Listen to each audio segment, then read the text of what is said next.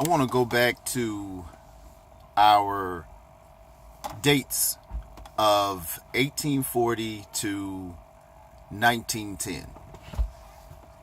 I may have a need to go back to make pillars of the dates, because right now those two dates are very loose. Now 1840 to 1910 is the subject of the research that I've been doing that's leading me toward the official identity of black people in the United States.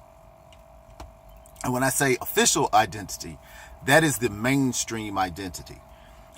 We have to understand that it changed. Before the real talks of emancipation, the official identity of the slave, the Negro, the black person, the African, because you got to understand that the slave trade had ended for some time, and so now we're actually talking about the development of black people, because the culture of Africa has pretty much stopped, because the transatlantic forced immigration has ceased, and they have begun breeding farms for slaves, which is domestic slavery. They're actually producing them like you produce cattle, and it was a business. So before that, when slavery was in the largest interest of the country, the accepted image of black people were the Uncle Tom and the Aunt Jemima. You know, they singing, they happy, they're not dangerous at all, slow-witted, needed to be directed, not really a threat, but amicable. You know, something that you can work with. You know, you can teach them how to do something, like a mule or a dog or something like that. Now, when emancipation began to come about, now we're talking about that Bacon's Rebellion, where they broke up the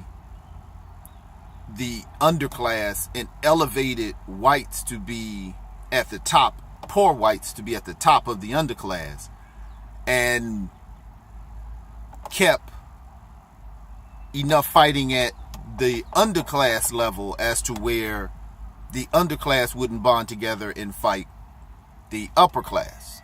So the upper class created this separation in the underclass to keep their wealth. That was in the double-headed Hydra. Go back, check out the years on the double-headed Hydra video, and you can kind of trace along to see where this is coming about. Well, once they started seeing that equality possibly coming back, meaning whites who were given, poor whites who was given the upper hand in the underclass, they began to create imagery inconsistent with the false imagery that they created the first time, which was the Sambo, the Uncle Tom, the Aunt Jemima. The first one was inconsistent because there is very little rationale in black people being very happy in slavery. Slavery is still going on. Black people are not very happy.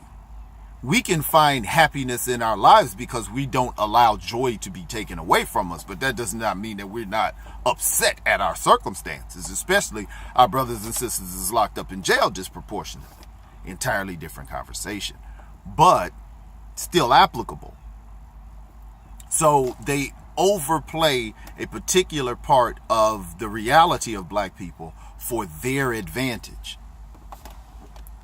Come on, man. Anyway, that being the case, we're going to cut this video short because my time is running out, meaning my battery. And we'll get back to this topic in a bit.